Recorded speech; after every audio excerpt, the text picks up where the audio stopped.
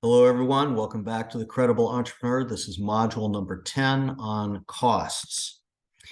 So what are costs? Costs are the resources sacrificed to bring in revenues. So we had the factory that brought in revenues, payment from the customer, but to generate that revenue, the factory incurred resource consumption to deliver the goods and services to its customer.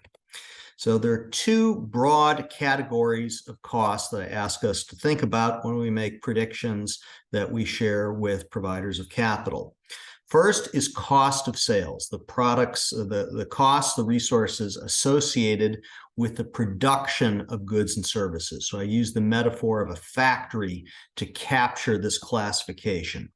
Then we have other expenses. Sometimes we use the label selling, general, and administrative expenses, and these are costs that are outside the factory. These are in the administrative parts of an organization.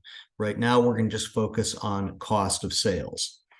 So here is a cost buildup to think about margin, where you have price minus cost times quantity sold equals margin.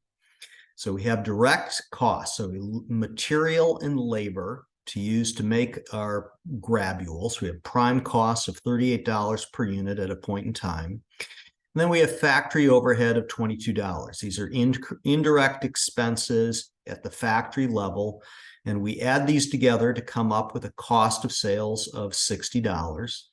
Then we have other expenses like selling, general, administrative expenses, interest expense, taxes, and so on. These are the total costs of $97 to generate a profit of $3 given a sales price of $100. So 100 minus 60 in this case would be the margin associated with selling a grabule. Now, cost predictions depend on quantity sold, and we'll talk about this more next time. But here in this framework that we used, we had come up with forecasts of prices and quantities to generate revenue, and now we have estimates of the cost of sales for the products that we sell.